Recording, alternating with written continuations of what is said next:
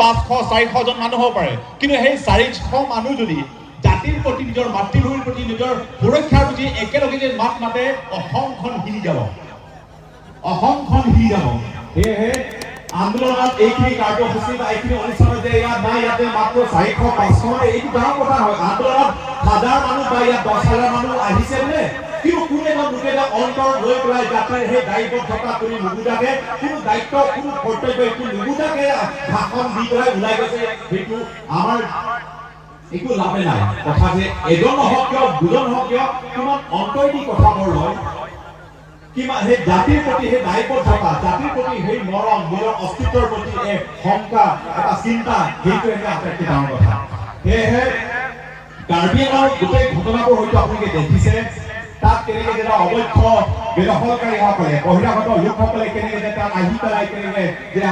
আজি আমি আলহী হিচাপে তেওঁলোকক গ্ৰহণ কৰিছিলোঁ কিন্তু আজি আলহী হিচাপে যি আলহীসকলক আমি তাত থাকিব দিছিলোঁ আজি আমাক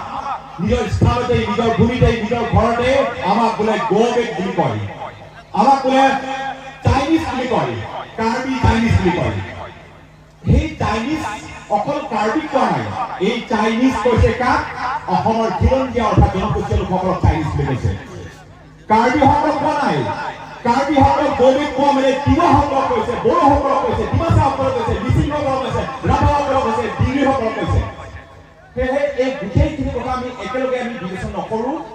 আমি অস্তিত্বহীন হৈ যাম কিন্তু সেইটো আমি খাটাম সেইকাৰণে মই কিছু কথা মই ক'ব বিচাৰিছোঁ মই ইমান দীঘলীয়া নকওঁ কাৰণ তাতো ৰখি আছে সিহঁতৰ আচলতে আমি কিছুমান কথা আমি ভালকৈ আলোচনা কৰিব লাগে চিন্তাও কৰিব লাগে এক হৈ সেই একতাৰ ঐক্যৰ বল বা একতাৰ সেই মঞ্চটো আমি সেইখিনি কথা আমি আলোচনা কৰিব লাগে কিন্তু সেইটো নহয় যে অসমৰ খিলঞ্জীয়াসকলে এক হোৱাৰ কাৰণে যে আপুনি নতুন এটা মঞ্চ হ'ব লাগে সেইটো নহয় আজি ট্ৰাইবেলসকলক এক কৰাৰ কাৰণে কিমান মঞ্চ হয়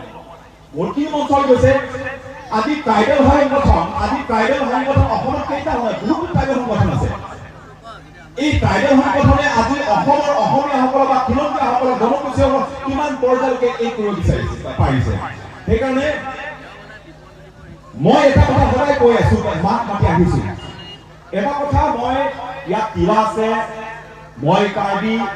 মই ইয়াত আছো বা মই এজন সমাজকৰ্মী হিচাপে মই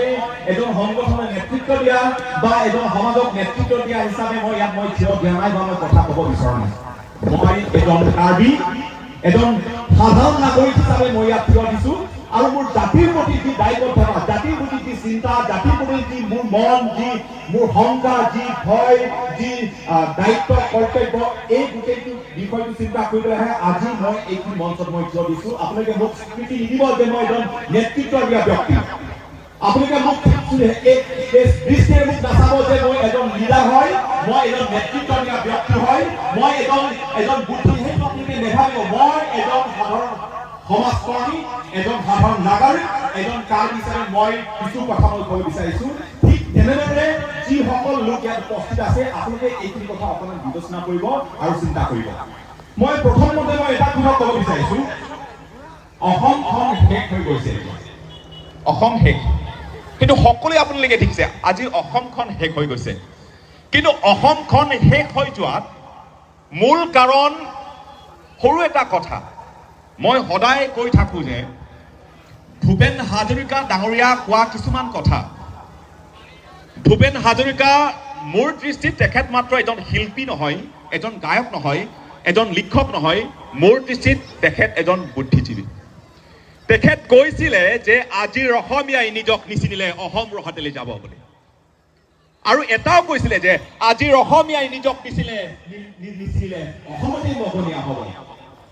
আজি আপোনালোকে চাওক এই সৰু কথা